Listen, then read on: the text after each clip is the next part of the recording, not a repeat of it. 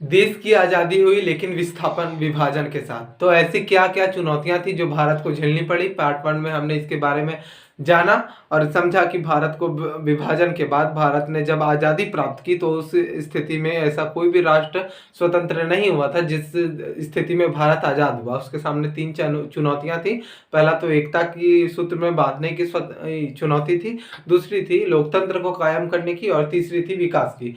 तो आज के इस वीडियो में हम बात करेंगे कि विभाजन, विस्थापन और पुनर्वास। जब भारत की आज़ादी हुई तो बंटवारा हुआ भारत और पाकिस्तान का, तो ऐसे में लोगों को पुनर्वास करना पड़ा, लोगों को एक स्थान से दूसरे स्थान जाना पड़ा। तो ऐसी क्या क्या चुनौतियां थी जो भारत के नागरिकों को और पाकिस्तान के नागरिकों को झेलना पड़ा था, और ये भी जानेंगे कि किन लोगों ने भारत के दो राष्ट्र बनने में महत्वपूर्ण भूमिका निभाई, और यह भी जानेंगे कि विभाजन के क्या क्या परिणाम। दोस्तों, स्वागत है आपका हमारे YouTube चैनल आर्ट्स के जीनियस में। तो आज की इस वीडियो में हम बात करेंगे विभाजन के परिणामों के बारे में और विभाजन, पुनर्वास और विस्थापन के बारे में। तो सबसे पहले हमारा पॉइंट आता है कि 14-15 अगस्त एक राष्ट्र नहीं बल्कि दो राष्ट्र अस्तित्व में आए थे। जब हमारा देश आज़ाद हुआ था तो उसी समय एक और राष्ट्र आज़ाद हुआ था। हालांकि ब्रिटिश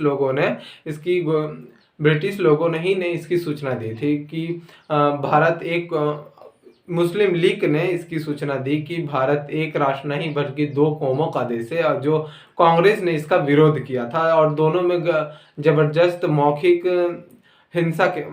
लड़ाई के कारण लोगों को इसका प्रतिरोध करना पड़ा, और लोगों ने इसे दो राष्ट्र के सिद्धांत में महत्वपूर्ण भूमिका भी निभाई। और दूसरा पॉइंट है कि मुस्लिम लीग ने द्विराष्ट्र सिद्धांत की बात कही। जैसा कि मैंने अभी पहला कहा, मुस्लिम लीगों ने दो राष्ट्र सिद्धांत की बात कही थी, जिसके कारण आज भारत जिस एरिया में होना चाहिए, इस एरिया में होना चाहिए, उस एरिया में है नहीं, और आज का भारत इस प्रकार से है जैसा आप देख रहे हैं। फिर तीसरा पॉइंट आता है कि कांग्रेस ने इस सिद्धांत का विरोध किया था। जैसा मैंने पहले कहा, धार्मिक बहुसंख्या को विभाजन का आधार बनाया गया। ये प्रश्न मैंने शुरू में भी किया था कि किस आधार पर भारत का बंटवारा किया गया। तो धार्मिक बहुसंख्या के आधार पर। क्या था धार्मिक बहुसंख्या, उसे हम इस मानचित्र के आधार पर जानेंगे। भारत में पहले ऐसे क्षेत्र को चुना जाना था जहां पर एक ही समुदाय के लोग, एक ही धार्मिक समुदाय के लोग थे। वैसे जगह को पाकिस्तान में बनाना था। तो ऐसा भारत में कहीं भी ऐसा क्षेत्र नहीं मिल रहा था। हालांकि पूर्व क्षेत्र और पश्चिम क्षेत्र में दो ऐसे क्षेत्र थे जहां पर मुस्लिम समुदाय भारी संख्या में थे, तो ऐसे को चुना गया था। लेकिन समस्या भी ये थी कि वैसे क्षेत्र में अल्पसंख्यक भी हिंदू थे। तो इन अल्पसंख्यकों को कैसे चुनौतियों का सामना करना पड़ा जब भारत का बंटवारा हुआ पाकिस्तान।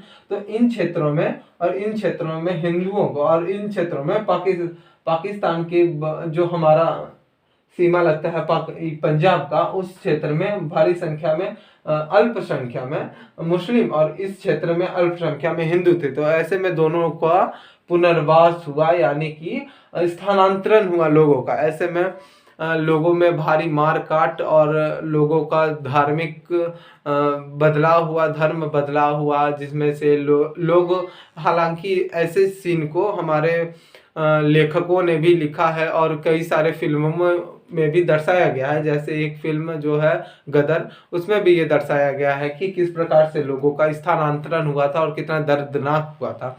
ऐसे में फिर तीसरा पॉइंट आता है कि विभाजन के परिणाम में लोगों का स्थानांतरण हुआ था, फिर लोगों की भारी संख्या में मारकाट हुई थी।